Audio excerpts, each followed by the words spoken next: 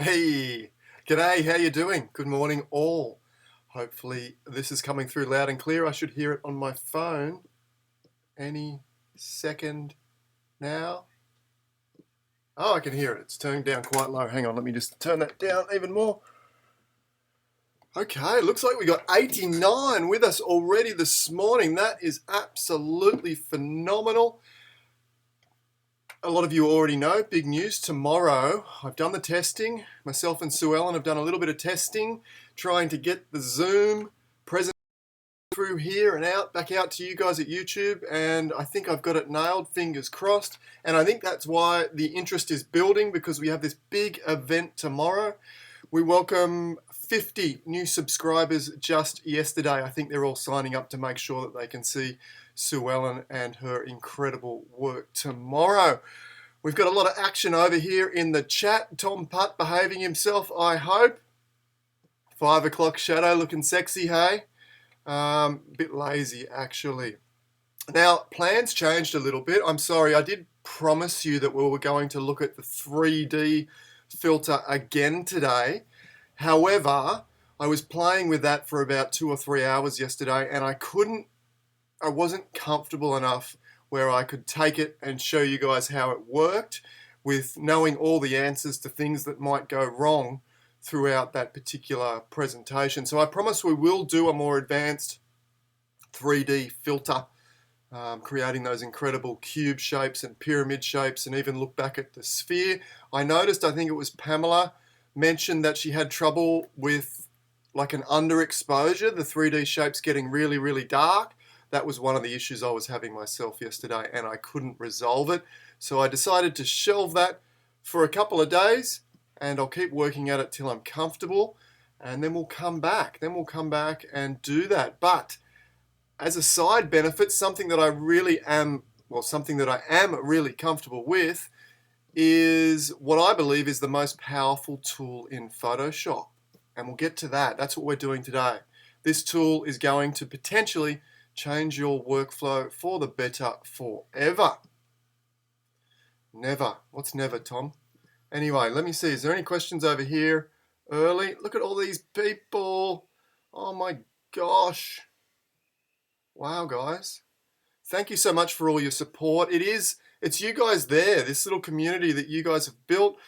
You're all in there, happy, cheery, good morning to everyone, and it's fantastic. And you're sharing, and that's why this is building, and it's a really great thing. And it feels good for me to do this too. It really lifts my mood, keeps me positive, gives me something to do, and it gives you guys something to do and work on as well. Hopefully, keeps you positive as well.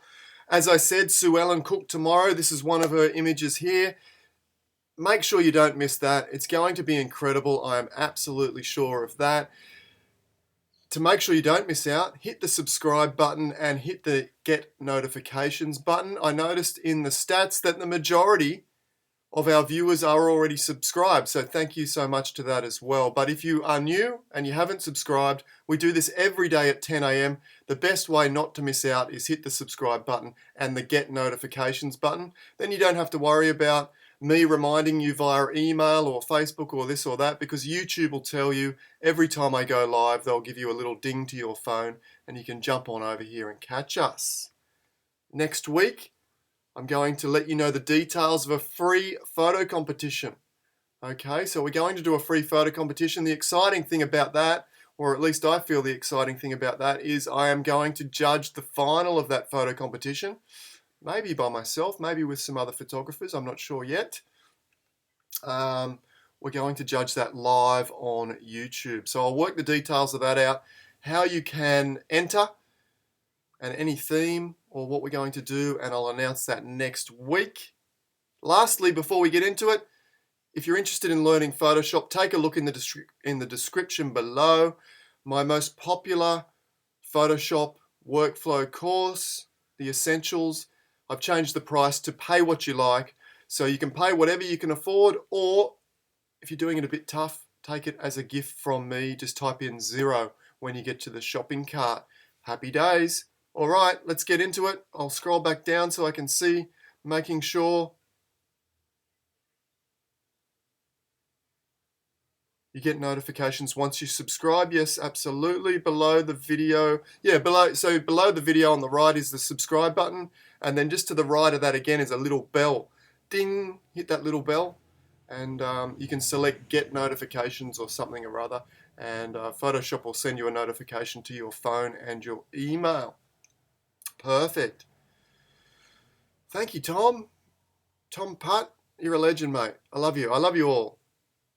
We've got some really talented photographers in here that I can see, and let's have some fun. So, what are we doing today?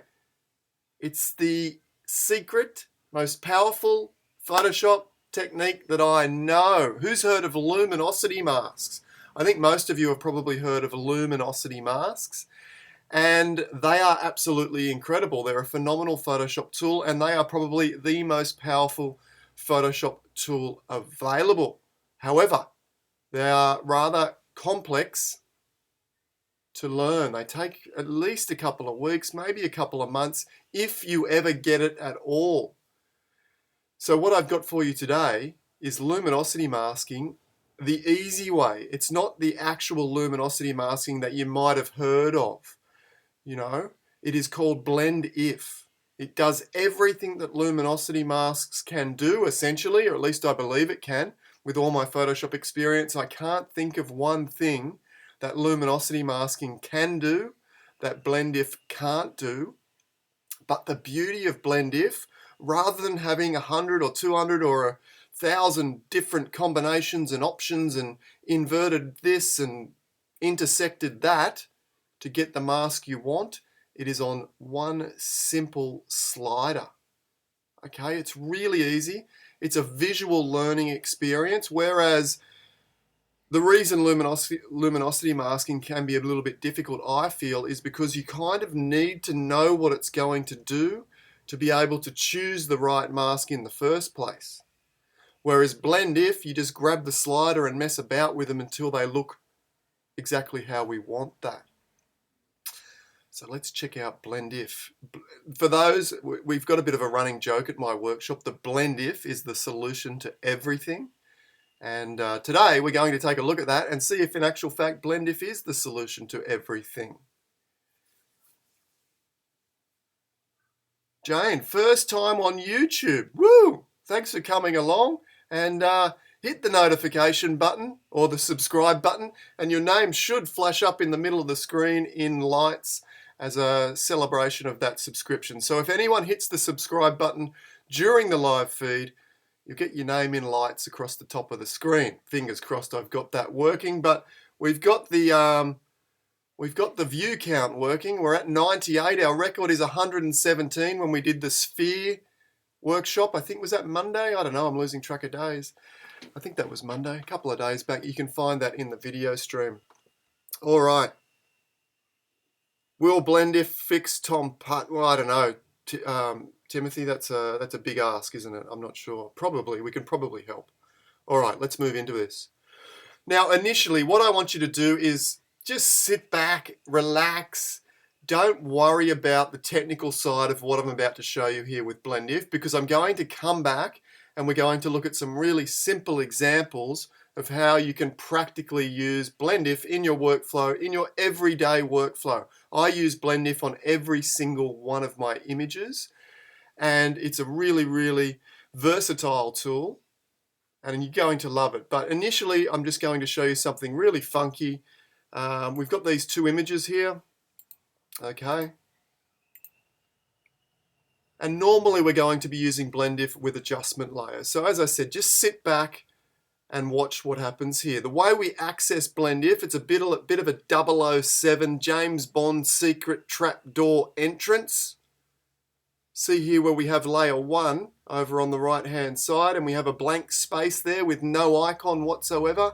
That's the secret trapdoor. If we double click on the blank space, double click, boom, there we go. Opens up the secret menu.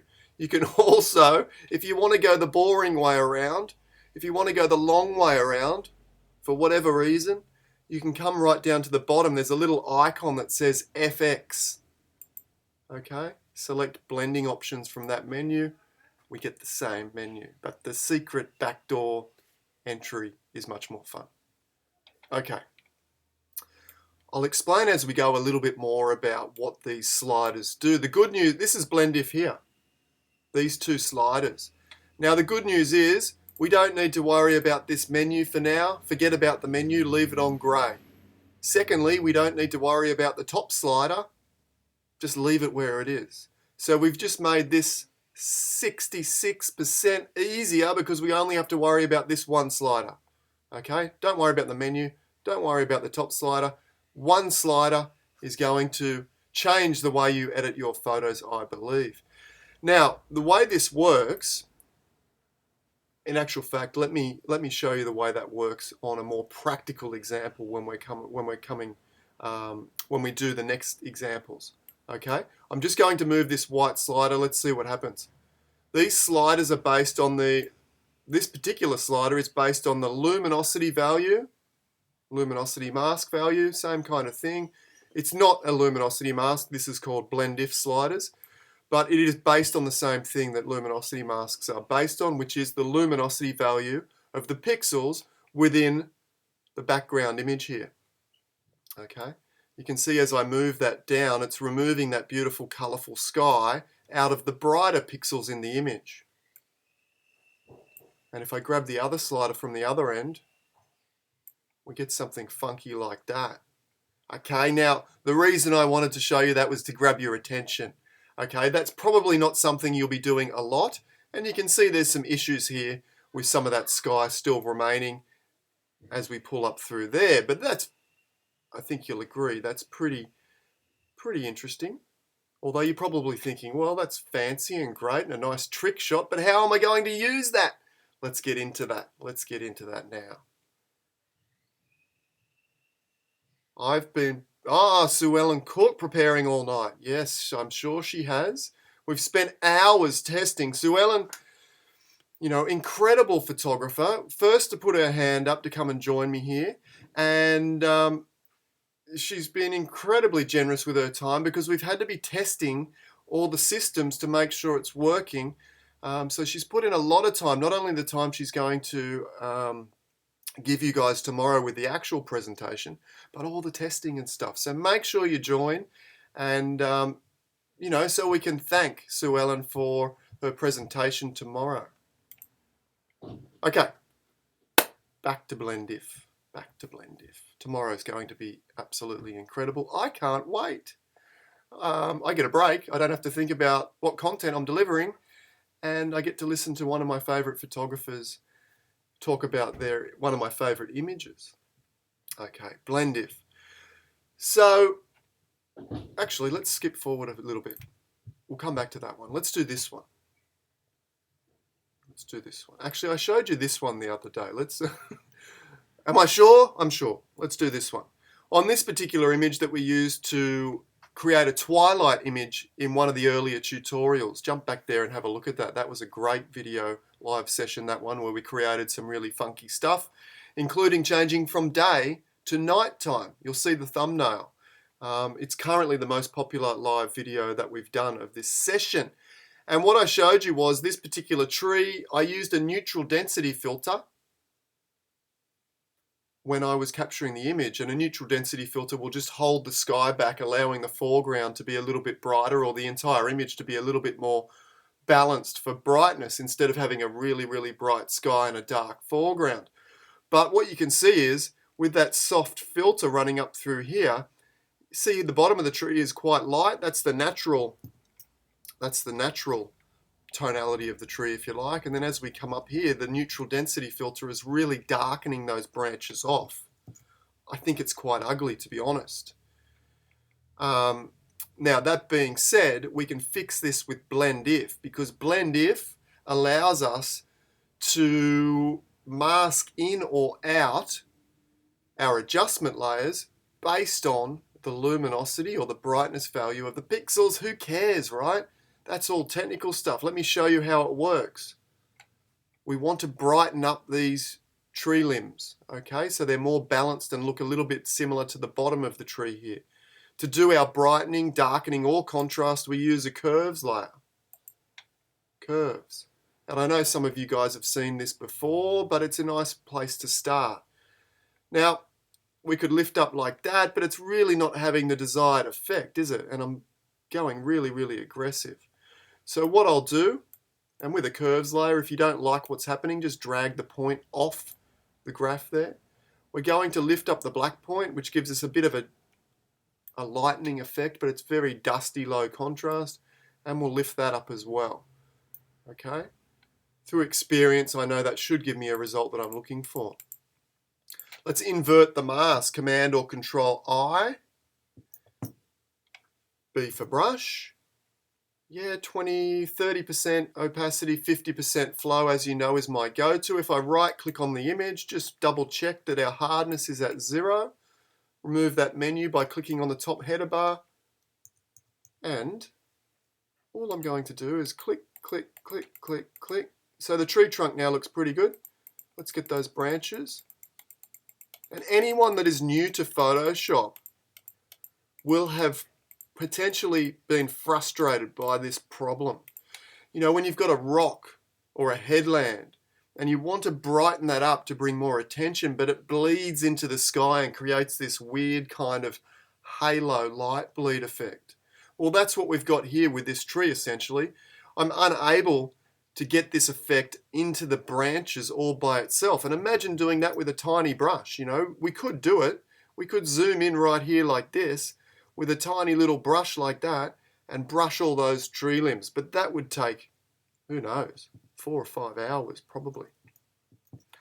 So what I've been able to do is brush over the entire section, you know, relatively accurately, trying to keep it within those boundaries. I don't want to paint out in excess of what I need. Now let's do the James Bond thing and double click on the blank space just to the right of this layer. Double click. There we go. Remember, forget about, we don't need to worry about the menu. We don't need to worry about the top slider.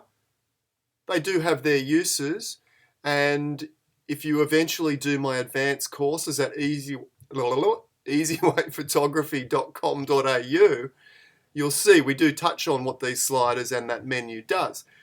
But in the beginning, when we're first learning Photoshop, and this tutorial is great for beginners and advanced, I believe, it's just the bottom slider that we're worried about. And the beautiful thing about blend if opposed to luminosity masking, don't get me wrong, luminosity masking is incredible. And if you've already learnt it, congratulations, it's an incredible tool. But blend if essentially will do the same thing on a visual level, okay? Luminosity is not so visual. You can see we want to remove that effect from the sky. If I grab the black slider here, watch what happens. We quickly figure out that we're not going with the right slider because it's adding the darkness back into the tree and leaving the lightness in the sky. All right? But if I grab the white slider, what's going to happen? Currently, you can see it's like a set of brackets. The black and the white are the left and the right of two brackets. And they're basically saying currently, this adjustment layer that we're working on, this one here, curves 1, which is the brightening, is affecting all the tonalities within the brackets. Okay, every tonality within the black and white bracket, which is every tonality available from pure black to pure white, which as you know is everything. But as I start to move the bracket, I'm saying, okay, you can leave alone some of these tonal values. And as we move down here, watch as the bright values are left alone. Ready? Come on. Don't make a liar out of me. Look at this. Here we go. Here we go. We're leaving those tonal values out of the adjustment. See that? Click OK for a second. Look at this. Before, dark tree. After, we've adjusted the brackets so that the sky is no longer within the range that this adjustment layer is affecting. Now, you don't really need to know the technical details of this because it's visual. We just start moving, and for example, if we grab the black slider, oh no, that's not what I want. Very, very easy. It's kind of like when you first start processing your photos in Lightroom. Lightroom is a very visual processor. It's all slider based. You move the slider and you can instantly see what happens. Whereas with Photoshop and masking, it's a little bit more complex. okay? So that's why a lot of us often start in Lightroom and then transition over to Photoshop. There are things that you can do in Photoshop that are not possible in Lightroom, hence why Photoshop is also eventually a necessity for most of us.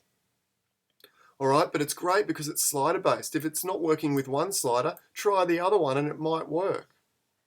Now, like anything in Photoshop, it's not perfect. This is a perfect example, but it won't be perfect all the time, and I'll show you a couple of other examples where it's not. Now, if I zoom in, you might think, well, that was pretty fancy when you were zoomed out, but that looks horrible now. Okay, that's because we haven't applied any feather. We haven't applied any feather yet, okay? So you can see those pixels are being left in or left out 100% based on where their tonal range is. I'll just zoom back a little bit. Let's go to that range. If we now hold down, so there's two things to this slider. Number one, move the slider until you get the desired result. Then number two, we need to feather the mask, okay? And we also have infinite custom feather as well as infinite custom, masking, if you like. The way we feather is hold down Option or Alt and click to the left or the right of any one of these sliders, so the black one or the white one. Look, if I click all the way out here, watch. See, it splits that off like that, okay? But I can also just join those. Join that, go back together. There you go. I can also just click a little bit to the side like that. And what I want to do is just, you can see as I push that white slider, some of the sky luminosity is coming back into the middle of that image. So I don't really want to push that way. If we push this way,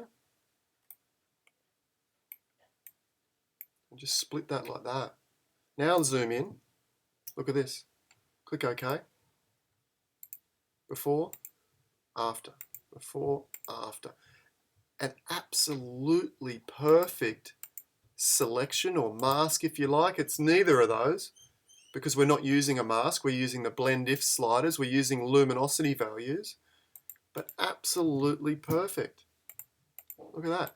We have no bleed in the sky and we have the desired result of lightening that tree up absolutely perfectly. Okay.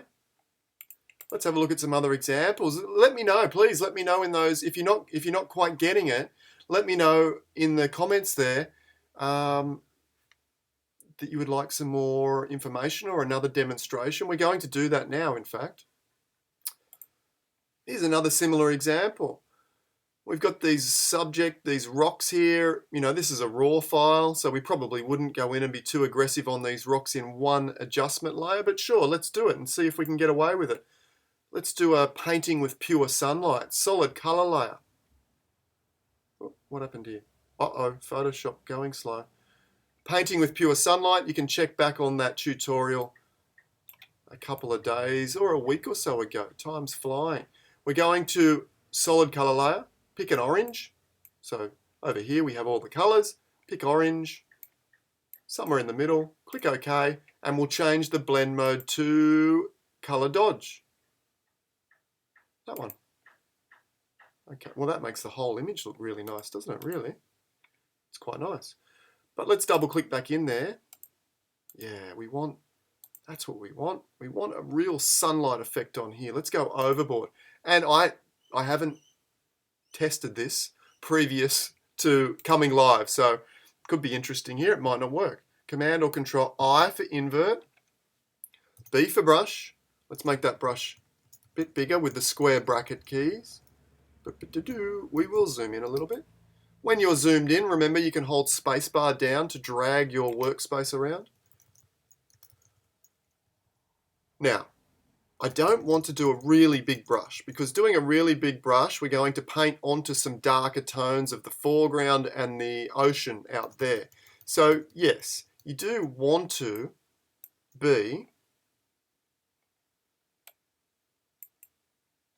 look at that. We do want to, not paint it everywhere, if you know what I mean. This is going to look really weird and horrible, but hopefully it will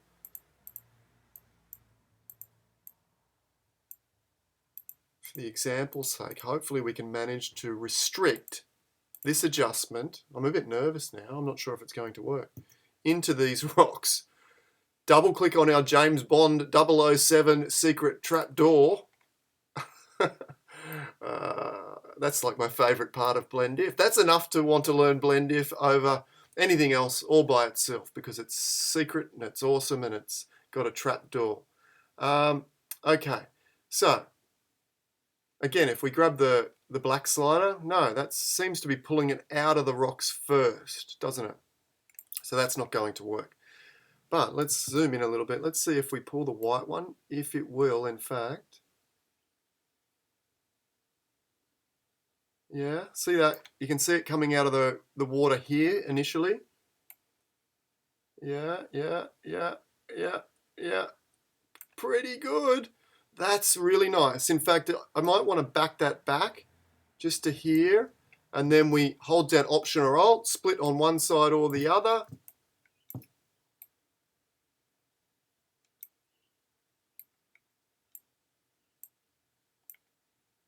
And we just give that a feather. Let's have a look. Let's have a look. Before.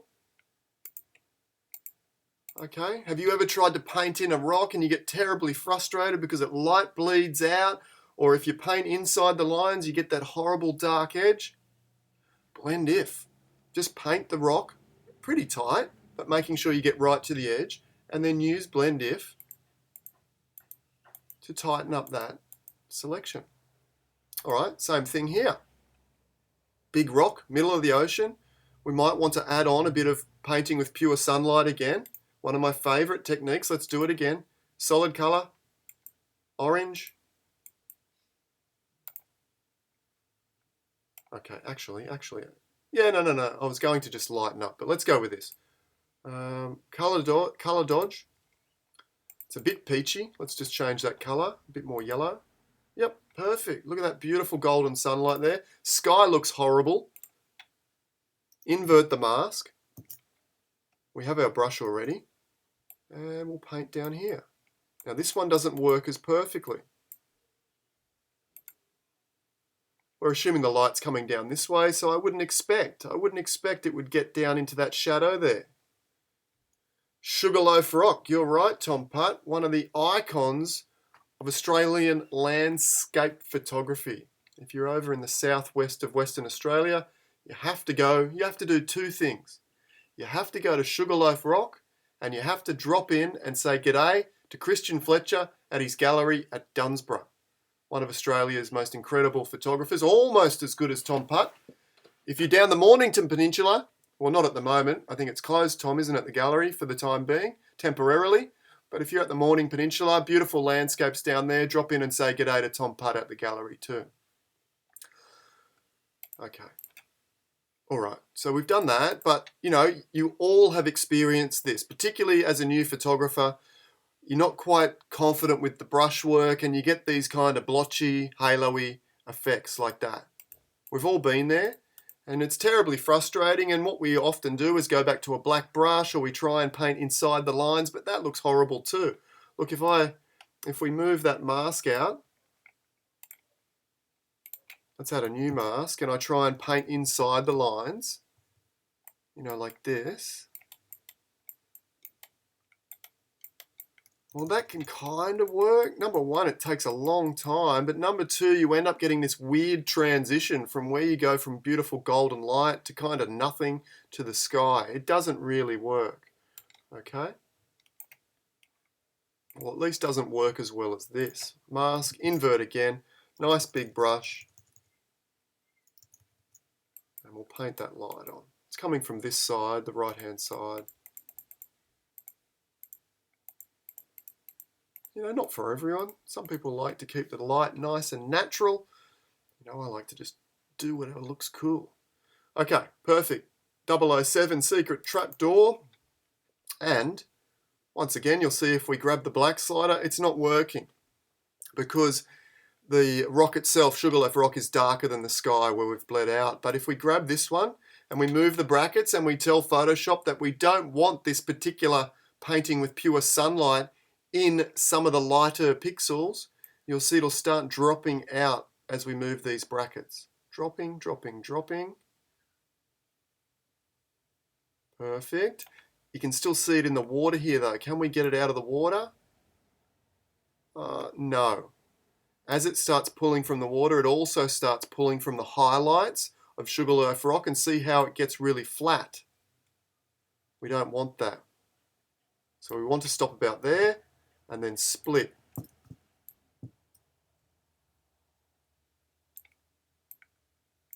Something like that. So in this case, as we turn that on and off, beautiful on Sugarloaf Rock, removed completely from the sky, but the water no good. It's no good. What we would need to do is go back, click on our mask, and in this case, we would simply manually, with a black brush, come down here. You might even decide to zoom in more and get really accurate, almost pixel for pixel, and paint that away. But, you know, probably we don't need to be too accurate. We can leave a little bit of it there. Something like that. You know, we can even go back to a white big brush, lower our opacity down a little bit, and just spread a little bit of that light out around the rest of the image, just to feather off that, what we've got there. Okay, perfect. Here we go. What if we wanted to lighten these trees up? Let's try that. Curves. Yeah, we can be really aggressive. Normally I wouldn't be super aggressive, but when we know blend if, you can be a little bit more aggressive. Those trees have a lot more green and a lot more luminosity to them than what they do here. Very dark and silhouetted. Double click the trapdoor. This time, well, once again, we don't want to move the black slider because that's where the trees were. We want to remove it pretty much from everything light.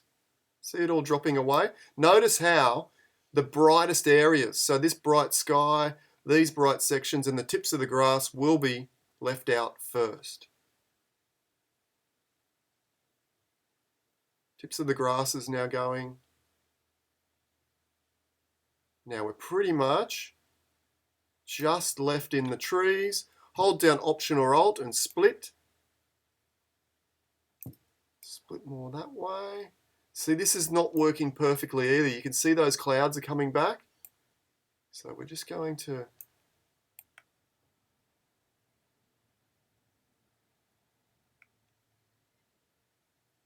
it's not too bad. I'm going to go like that. Click OK. So it's not perfect. In fact, it's great on the trees. Horrible in the foreground, horrible in the sky, isn't it? It's making it all look very flat and weird. So we click on our mask, invert the mask, and now we will be able to paint in with having blend if kind of sitting in behind there. So blend if is doing half the job, and then we can paint in rather accurately. Let me just zoom in here. We've got B for brush, pop that opacity back up to around 30%. Okay, so we now have the protection of blend if, and we just paint it where we wanted that. So it won't always do the job, like in those first couple of examples, all by itself. But now you can see I can't really, look, if I click out here, it's not really doing anything. Okay, it's protecting those areas. But even though when we did that adjustment without any mask, it looked horrible, now we can just paint it into the tree leaves where we wanted that effect to be.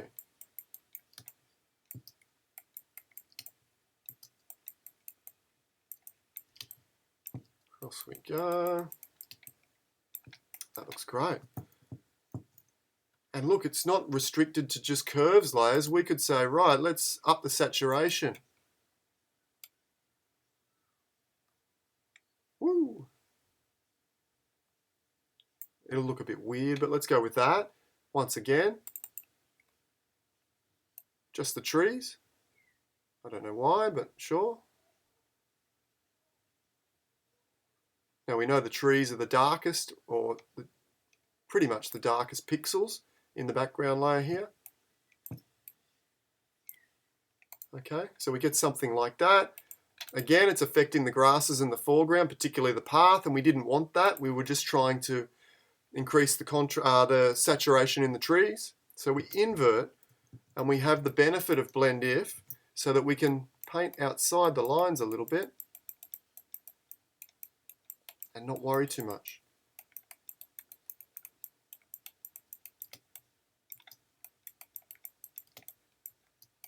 Okay, look at that. So those two layers, before, after. Similarly, if we wanted to darken down the hot spots in the bright spots in the sky, needs more magenta. I love magenta, Tom Putt. Purple. Needs more purple. Absolutely. If we wanted to darken down the bright spots in the sky, drop your questions in there. I'll have a look back later. Hopefully Tom's behaving himself. We add a curves layer and we darken down as we normally would. Yeah, look at that. Look, those clouds look horrible. We are managing to darken down the bright spots of the sky, but look at those clouds. And if we try and brush this in, have you ever had this issue? I'm sure. Oh, well, don't just paint it straight on the clouds. We're trying to brush in the bright spots, but watch what happens. Brush in the brights. Oh, that's pretty ordinary. Okay, very frustrating. I just wanted to darken down those bright spots. You know, here and here too. Not really working. You get these ugly dark sections in the clouds. Once again, let's go to blend if.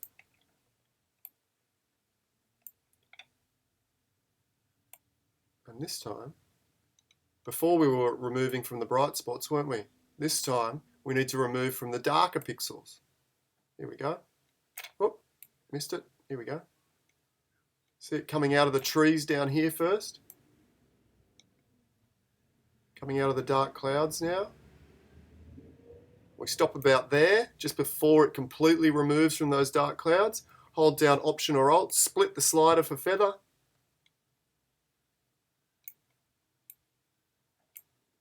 Okay, and we should now have, click OK. This layer should now be darkening the bright sections in the sky without really affecting anything else too much. Yeah, pretty good. Nice control over those luminosity areas. We did that one. We did that one. We did that one. We did that one. We did that one. Oh, here we go. A little bit of a fun one. Got this beautiful old gnarly looking grand old gum tree here with a very boring grey sky behind it. Now, I don't necessarily want to completely replace the sky with a blazing orange sky like this one here. We could, and we might do that in a future tutorial. But in this case, I just want to add a little bit more texture to the clouds behind. You know, something like this. Beautiful textural clouds. We can play with this as well. Now, keep in mind when you're first learning blend if, just do the adjustment layer one. But this is much the same, but just do the adjustment layers. Get used to removing those adjustment layers from those areas where you don't want them to be. So if you're painting a headland and it bleeds into the sky, use blend if to remove it from the sky. If you're painting the bright spots in a sky, if you took a sunset or a sunrise photo and you've got some terribly bright spots in the sky, you can darken them down without affecting the rest of the clouds around. Okay? But you can also use it for this. If we double click to go to blend if, and you'll see, if I grab the white areas, we can replace the tree like that, but that's not what we want. If we grab the dark areas, the tree comes back through like that. A little bit more maybe. Somewhere there. Hold down Option or Alt, split.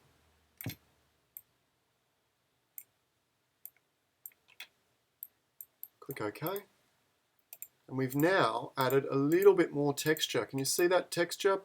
That's before, quite flat and grey. Not much texture to the clouds behind there.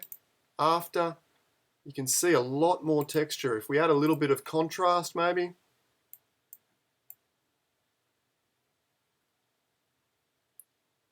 We don't want to do the tree though, do we? A little bit more texture in there as well. Before, after. Blend if to just bring a little bit more texture into the behind the sky. Where? A little bit more texture to the sky behind the tree is what I was trying to say. Okay, a couple more. We've got this image here. And we will look, in actual fact, this is the finished one. Is it? Where are we? Oh, wheel of spinning Mac Photoshop death. Come on. Where are you? Well, in this intermission, feel free to go grab a cup of tea or, oh, here we go. Or coffee. Take a bathroom break. And join me back in 5 minutes. No, just kidding. I was just waiting for the wheel of death to stop spinning.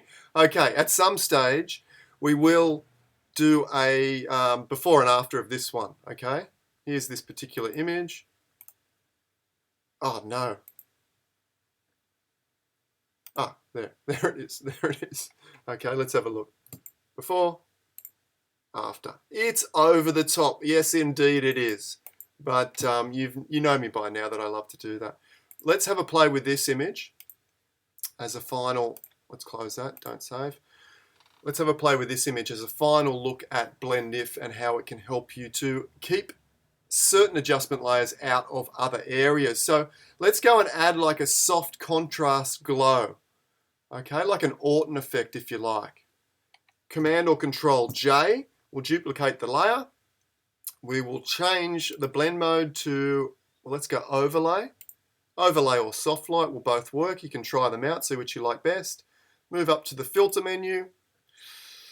We probably should click Convert for Smart Filters. I'll leave that for another day. We'll do a why should we use Convert for Smart Filters tutorial coming up, okay, in the next week or two.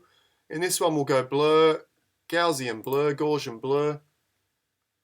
And you can see, we're getting this paintedly type effect, and it depends. Like if we don't blur it too much, you get that more paintedly blurry effect, and if we blur it quite a bit, you get this sort of light hazy effect, which I like a lot more. I like that light haze effect. So have a play around. Depending on the resolution of your image, will depend on how many pixel radius blur you need to add. So it's just a case of just changing and seeing. The more you go up, the less it blurs, and the less radius, the more blur, the more paintedly. I like. Oh yeah, that kind of fairy tale scene is appealing to me today. Let's go with that. Click OK. Zoom back out. Gives a lot of saturation, a lot of contrast, and that little bit of sort of fairy tale blur in there as well. But look what it's doing to our shadows, well, both our shadows and our highlights. Okay, shadows horribly blocked up, not terribly appealing. And if we look at our highlights up here, they're also getting very blown out. We can control that with Blend If really, really easily. Of course, we could just paint away a little bit on both of those areas, and that would be perfectly acceptable as well. But when you know Blend If, this will be your go-to. Double click on the blank space. Let's move this down here. Keep your eye. Let's do the shadows first. Now, we love what this is doing to the midtones, essentially. These are all the midtones, the beautiful rocks down through here, the trees in the background. We don't like what it's doing to the highlights or the shadows. So the midtones are okay. But let's remove from the shadows initially. We know that if we grab the black slider, that will remove that current layers effect from the shadows. Grab that. See it pulling out? It looks very clunky and boxy at the moment. But we'll pull out to about there and then split. Hold down Option or Alt. Split. Split until it looks nice. Now you will find occasionally that you can't get both a split that looks nice and remove from all the areas that you want. So there is some compromise like everything in Photoshop. And if you continually play with this filter, eventually you will see how powerful. I mean, you just have to look at what we've just managed to do there. Look at this. Before, those blacks are horrible and blocked up. After, we've just brought a little bit of shadow back into those details, which is really, really appealing. and not distracting from the overall appeal of the entire image. Okay, if we double click back in there again, we can also remove, I quite like this really hot sky burning through the trees. I quite like that. But if we didn't like that, we could grab the white slider. See how that's pulling back and giving us some more detail up in that area? We could pull to there, hold down Option or Alt. Okay, and we've now removed that from the brighter areas as well as the darker areas. We probably managed to remove that from the water too, did we? Or at least we could do. Oh yeah, see the water's quite hot and burnt out in those really bright sections. So not only are we fixing up the sky, but we're also fixing up the blown water as well. Okay, simple as that.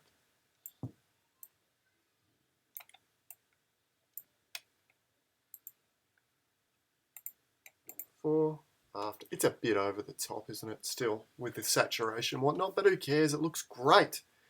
Okay, let's have a look if there's any questions. Of course, if you enjoyed today's live stream, I would love it if you could click the like button. That would be absolutely awesome. A great way of supporting the channel really, really easily. If you want to join us, we do this every day at 10 a.m. weekdays, Monday to Friday. If you want to join us for more, be sure to click the subscribe button and the get notifications button. Remember, tomorrow we have the big one, the one I'm most excited about. Sue Ellen Cook is going to deliver a full presentation on the breakdown and the makeup of this incredible image. It is, I believe, we'll talk about this tomorrow. I'm going to interview Sue Ellen after the presentation and ask her all your questions from the question feed as well, or at least maybe we've got thousands of questions and I can't ask them all, but I'll pick some favorites out of there and we'll discuss all sorts of different things and questions. Let me see if there was any. Okay, I see one from Timothy Moon, says try a brightness adjustment rather than a curves adjustment. Maybe he knows something that I don't, that it doesn't work with a brightness adjustment. I feel it will. Maybe it was in relation to something more. Let me just scan down here. Where are we? Everyone's saying hello. Pamela having trouble with the 3D, the same issue that I was having. I will try and resolve that.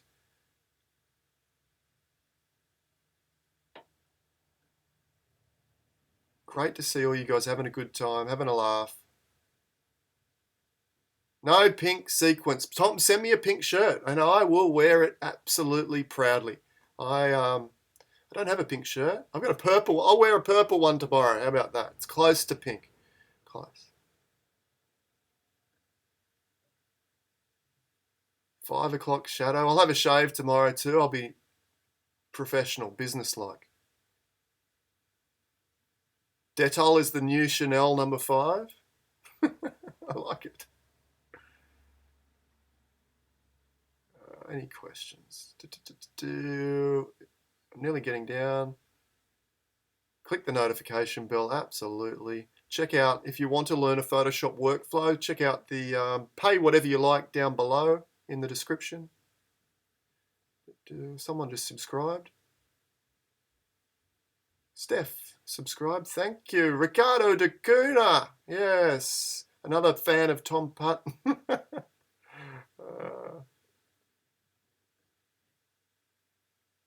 Tom Putt. Yeah, I think it'll really help your workflow as well. Your images are absolutely incredible, but I think it might add a certain level of make your workflow easier, maybe, and faster to do the things that you already do. But I think everyone needs to know either BlendIF or luminosity masking. One of the two. I recommend BlendIF because I think it's easier. I think most of you hopefully have picked that up in the last half an hour or so.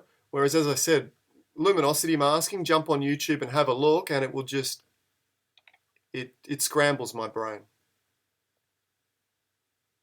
Will BlendIF make Tom Putt's pants look better? No, you can't make Tom Putt's pants look better. They are incredible. Jane finally managed to get on a live feed. Awesome. I'm still looking for questions. Sue Ellen Cook was with us today. Thank you, Sue Ellen. Looking forward to tomorrow. Steph says, what is luminosity? I'll try and answer that. it's basically the levels of brightness. Okay, so luminosity is the brightness level that goes from pure black being the darkest to pure white being the lightest. So if we were to, for example, I hope Sue Ellen doesn't mind if I change this image here to black and white. A black and white version is the levels of luminosity. So if I grab my little pointer tool, you can see the moon is very bright, close to white, as well as these lights. And the headland in the background where the lighthouse is quite dark in luminosity value. Okay, and then we have everything in between. So luminosity is the levels of brightness, and BlendIf uses those levels of brightness to restrict where the adjustment layers go into any particular image based on the level of brightness. Fine, I found a question. Awesome. There was another one. Michael says he thinks it's the level of brightness. Absolutely.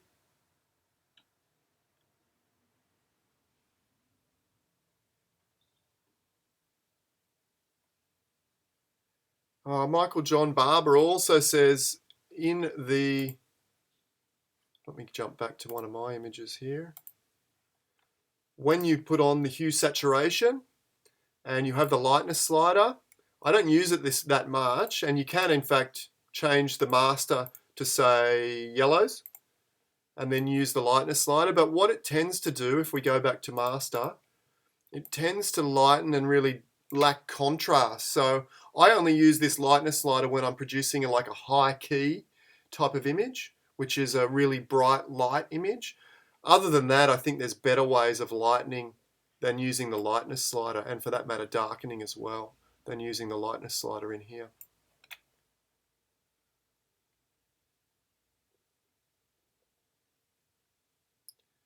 Okay, let me just scroll down.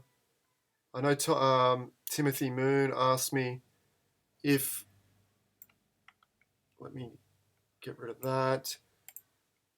If we use let's go here and use a brightness layer, maybe he was referring to something else, but let's try it anyway. Brightness contrast. I don't use brightness and contrast layers because the curves layer can do everything on a brightness, contrast, and darkening level that every other adjustment layer can do, but the other adjustment layers can't do everything that curves does. So simply put, curves can do everything that all the other layers can do, but the other layers can't do everything that curves does. So I tend not to use these other layers, but if you do, then absolutely, you know, brightness, let's lift the brightness there, invert, B for brush, we'll paint that in up there, double click for BlendIf, remove from the sky. Yeah, still works.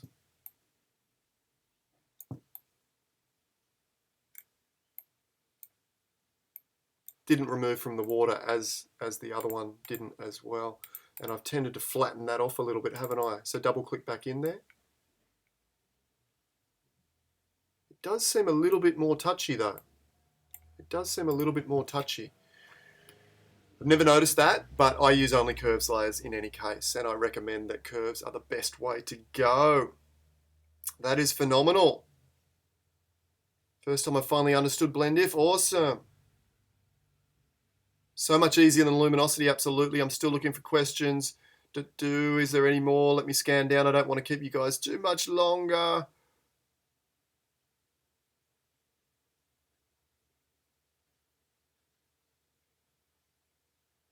Tom Putt, 15 things in a row.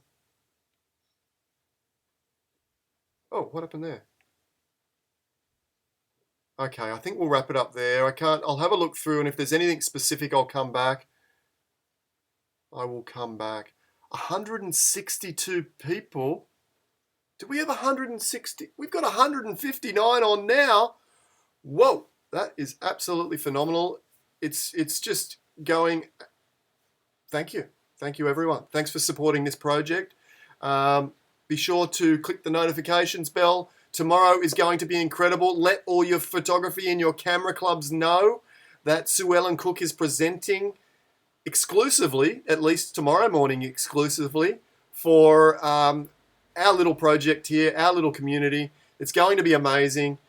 Until then, I'm looking forward to it, but stay safe, stay well, love to your family, and I'll see you tomorrow. Bye for now.